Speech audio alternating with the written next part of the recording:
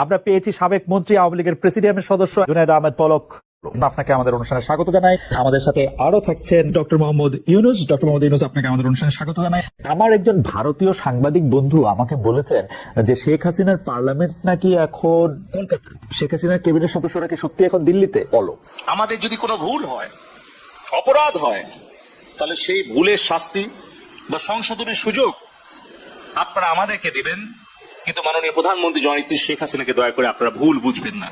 শিক্ষা প্রতিষ্ঠান, ছাত্র ছাত্রী, শ্রমিক, মেহনতি মানুষের কাছে গিয়ে প্রকৃত সত্যটা তুলে ধরে তাদের কাছে আমাদের কোনো ভুল ত্রুটি হলে আমরা করজোড়ে ক্ষমা চেয়ে দেশের জন্য, দেশের শান্তি উন্নয়নের জন্য, নিরাপত্তার জন্য আমরা এই দূরত্ব দূর করার চেষ্টা করি। যদি আমাদের তরুণ তরুণীরা, আমাদের ছাত্রছাত্রী ভাই বোনেরা তারা যদি মনে করেন যে এই দেশব্যাপী ইন্টারনেটের সেবা ব্যাহত হওয়ার জন্য কেউ দায়ী, তাহলে সেই দায়ী আমি দায়িত্বপ্রাপ্ত ডাক এবং টেলিযোগাযোগ তথ্য প্রযুক্তি প্রতিমন্ত্রী হিসেবে সারা দেশব্যাপী ইন্টারনেট সেবা ব্যাহত হওয়ার জন্য এই দায় এবং দায়িত্ব আমার, এবং সেই দায়িত্ব সঠিকভাবে পালনে ব্যর্থ হওয়ার জন্য যদি কারো শাস্তি হয় সেটা হওয়া উচিত আমার। কিন্তু কেন দেশ বিদেশ থেকে মাননীয় প্রধানমন্ত্রীকে আক্রমণ করা হচ্ছে? কেন তার বিরুদ্ধে সমালোচনা করা হচ্ছে? কেন সারা বিশ্বের কাছে গিয়ে বাংলাদেশের ভাবমূর্তি নষ্ট করার জন্য নোবেল বিজয়ী অর্থনীতিবিদ ডক্টর ইউনুস চিঠি দিচ্ছে? আমাদের সামনে উদাহরণ আছে কিভাবে আফগানিস্তানে একটা দেশ দখল করে সেখানে একটা গণতান্ত্রিক সরকারকে উচ্ছেদ করে হামিদ কারজাই নামে একজন বিদেশ থেকে এনে সেখানে কিন্তু সরকারের দায়িত্ব জোর করে চাপিয়ে দিয়েছিল। 20 বছর পর সেই দেশটা ধ্বংস করে সেই দেশ থেকে তারা পালিয়ে গিয়েছিল।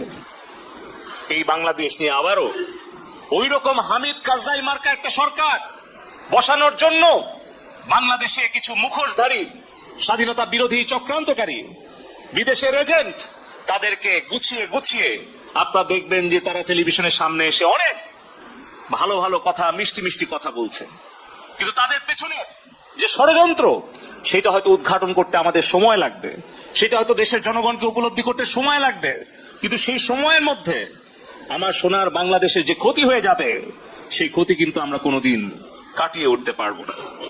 সে কারণেই বলতে চাই, আমাদের দেশের যে রাষ্ট্রীয় সম্পদ ক্ষতিগ্রস্ত হয়েছে, জননেত্রী শেখ হাসিনা বলেছেন যে এই দেশের সম্পদ জনগণের সম্পদ।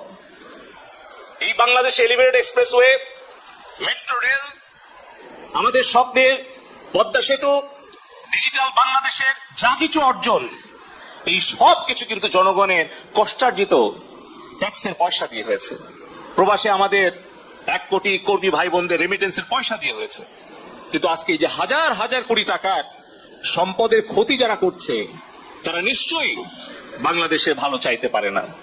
তারপরেও মাননীয় প্রধানমন্ত্রী জননেত্রী শেখ হাসিনা বলেছেন যে আমাদের দেশের সম্পদের ক্ষতি আমরা পূরণ করতে পারবো, কিন্তু আমাদের তরুণ প্রজন্মের হৃদয়ের যে ক্ষত সেটা কিন্তু আমরা পূরণ করতে অনেক হয়তো সময় লেগে যাবে। সে কারণে আমি বলতে চাই, আমাদের কারো যদি দায়িত্বে কর্তব্যে অবহেলার কারণে, আমাদের ব্যর্থতার কারণে যদি আমাদের তরুণ প্রজন্ম আমাদেরকে ভুল বুঝে আমাদের প্রতি ক্ষুব্ধ হয়, তাহলে সেই দোষের শাস্তি আমরা পাই। যদি দায়িত্ব কর্তব্যে আমাদের অবহেলা হয়, যদি আমাদের সেই শাস্তি ভোগ করতে হয়, আমরা সেই শাস্তি ভোগ করতে প্রস্তুত আছি।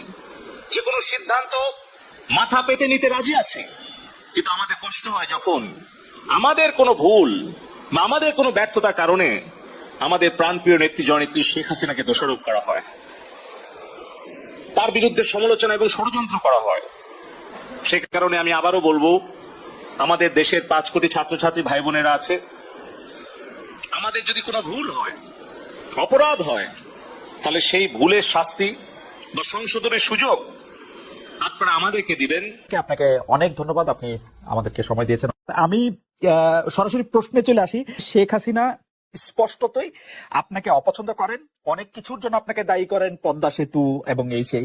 এর কারণ কি বলে আপনি মনে করেন? আপনাকে কি তিনি তার প্রতিদ্বন্দ্বী মনে করেন, নাকি সত্যি তার কাছে এমন কোনো তথ্য রয়েছে যে আপনার বিশাল কোনো রাজনৈতিক অভিলাষ রয়েছে, আপনি কি রাজনৈতিকভাবে তার প্রতিদ্বন্দ্বী হয়ে উঠছেন বলে তিনি আপনাকে অপছন্দ করছেন, না কি কারণে, আপনার কি মনে হয়? আমার মনে হয় উনি মনে করেন যে আমি দেশের সর্বোচ্চ ডাকু, সন্ত্রাসী, কিংবা আমি অপরাধী, আমি সেরা চোর, এই জাতীয় জিনিস মনে করেন। কাজে সেগুলো ব্যাখ্যা করেন উনি তার মুখে। উনি বলেন যে আমি সুদখোর, আমি ঘুষখোর, আমি সব এমন সব কটু শব্দ ব্যবহার করেন যাতে মনে হয় যে আমার সম্বন্ধে তার ধারণা খুবই খারাপ।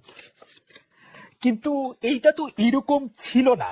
আমরা দেখেছি যে 96 থেকে 2001 সাল পর্যন্ত নানাভাবে এই সরকারি বা আওয়ামী লীগ সরকারি আপনার সাথে, বা আপনি আওয়ামী লীগ সরকারের সাথে একসাথে কাজ করতে কোনো সমস্যা হয়নি। আপনি এইটার জায়গাটাকে একটু, ব্যাকগ্রাউন্ডটাকে আমাদের একটু বলা যাবে যে আপনার কাছে কি মনে হয় কেন এই শত্রুতার বা কেন এই অপছন্দের বিষয়টা একটু সৃষ্টি হলো বা তৈরি হলো? যাই হোক, এটা আমার তরফ থেকে হয়নি। আমি তাকে যথাযথ শ্রদ্ধা করে নিয়ে গেছিলাম আমাদের মাইক্রো ক্রেডিট সামিটে ওয়াশিংটন ডিসিতে। আমাদের প্রধান অতিথি করে নিয়ে গেছি, সবাই সম্মান করেছে। কারণ এই মাইক্রো ক্রেডিটটা তখন পৃথিবীর সামনে আসছে, বড় আকারে আসছে, এবং এটা বাংলাদেশের অবদান হিসেবে সবাই স্বীকৃতি দিচ্ছে। ওয়াশিংটনে দুনিয়ার সেরা যারা সবাই উপস্থিত ছিলেন, তার মধ্যে আমরা ওনাকে নিয়ে গেছিলাম এই জন্য যে বাংলাদেশের পক্ষ থেকে এই গৌরবটা যেন তিনি আমাদের পক্ষ হয়ে গ্রহণ করেন। উনিও রাজি হয়েছেন, উনিও গেছেন, করেছেন। কাজে এটা স্বাভাবিকভাবে এই সম্পর্ক থেকে যাওয়ার কথা ছিল। কিন্তু কি কারণে এটা ঘাটতি হতে আরম্ভ করলে বুঝতে পারলাম না। কিছুদিন পর থেকেই ওনার আচরণ এবং তার শব্দ পরিবর্তন হতে আরম্ভ করলো। এমন পরিবর্তন হলো এখন আমাকে চোট বদমাইশ ছাড়া আর কোনো বিষয় উনি মনে করেন বলে মনে হয় না আমার কাছে। আসলে এটা নিয়ে কথা বলাটা একটু বিব্রতকরই, কিন্তু কেউ কেউ এটা বলে থাকেন যে বিশেষ করে যে 2007 সালে যে 111 সরকার আমরা যাকে বলি, তাদের যে বিরাজনীতিকরণের একটি চেষ্টা, সেই চেষ্টার মধ্যে আপনার অংশগ্রহণ আছে কিনা? যদিও বারবার বলা হয় যে আপনি আসলে সেই ক্ষমতাটা দখল করতে চেয়েছিলেন, অথচ আমরা উল্টা শুনেছি, আপনার মুখেও শুনেছি, যারা ওই সময় কুশলভ ছিলেন তাদের মুখেও শুনেছি যে আপনাকে আসলে অফার করা হলো, আপনি সেটি ফিরিয়ে দিয়েছিলেন।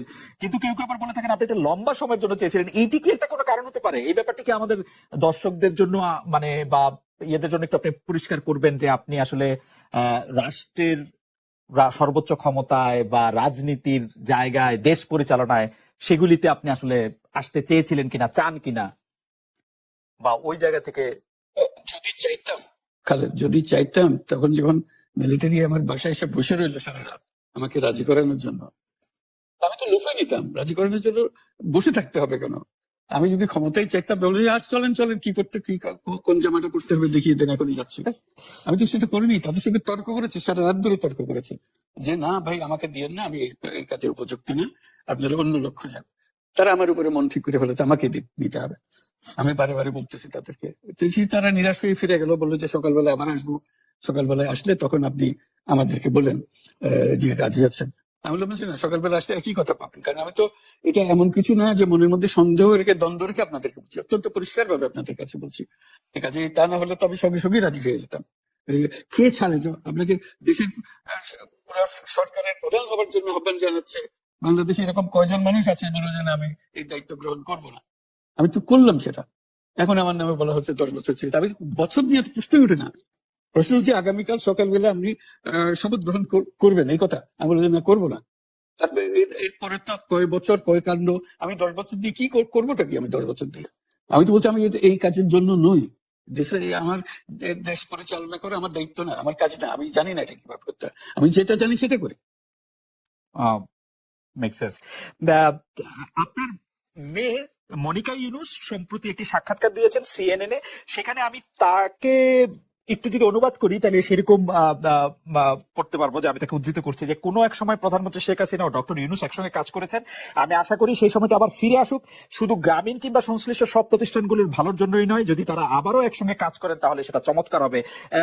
এই মনিকা ইউনুসের এই আশা কি আপনারও মানে একই রকম আশা কিনা যে প্রধানমন্ত্রী শেখ হাসিনা এবং ডক্টর ইউনুস একসঙ্গে কাজ করলে আরো কিছু চমৎকার কাজ হবে, বা এটা আপনি আশা করছেন এরকম?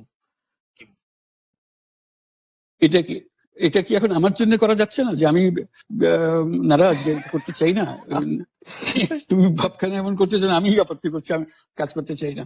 আমাকেও যে বললাম চোর বদমাইশ করে রেখেছে, সেখানে কাজ করে তো কথাই উঠছে না। আমার নাম উঠলেই ওনার রাগ উঠে যায়। আমাকে সুৎখোর না বললে ওনার মন তৃপ্ত হয় না। আমাকে চুবিয়ে না ডুবালে, পদ্মা নদীতে আমাকে চুবিয়ে না ডুবালে ওনার মনে শান্তি আসে না। ঠিক আছে, আমি কি করে বলবো? ওনাকে বলতে তো হবে, ওনাকে যদি কিছু বলতে হয়। পদ্মা নদীর কথাটা যখন উঠলোই, পদ্মা ব্রিজ সম্পর্কে যে কথাটা সরকারের উচ্চ মহল থেকে এটা বলা হয় যে আপনি আপনার ক্ষমতা ব্যবহার করে বা আপনার পরিচিতি ব্যবহার করে বা আপনার যে একটা সাংঘাতিক রকমের গ্রহণযোগ্যতা সারা দুনিয়াতে আছে, যেটি আসলে ওয়ার্ল্ড ব্যাংক সহ অন্য জায়গায় আছে, সেটি দিয়ে আসলে আপনি পদ্মা সেতুটা বাংলাদেশ যাতে ঋণ না পায় সেটির জন্য আপনি চেষ্টা করেছেন। এই ব্যাপারটা নিয়ে কি আপনি একটু কিছু বলবেন, যে এটা আপনার বিরুদ্ধে একটা অভিযোগ? কি বলবো, এটা বলো, এটা হাস্যকর একটা কথা। মুখ থেকে বলে ফেললো চোর ডাকাতের মতো, এটা আরেকটা বলে ফেললো, এটাই সত্য হয়ে গেল। আমরা যে বারে বারে বিবৃতি দিলাম তখন এটা প্রশ্নই ওঠে না। আমরা বাংলাদেশের নাগরিক হিসেবে আমরা গৌরবান্বিত যে এই পদ্মা সেতুর উপরে আমরা একটা সেতু বানাতে পারবো, এটার জন্য আমরা সবাই চাই। আর এটা তো বিরোধিতা করার তো প্রশ্নই ওঠে না, কেন বিরোধিতা করবো? দেশে যে একটা বড় রকমের ঘটনা ঘটতে যাচ্ছে, সেটা তো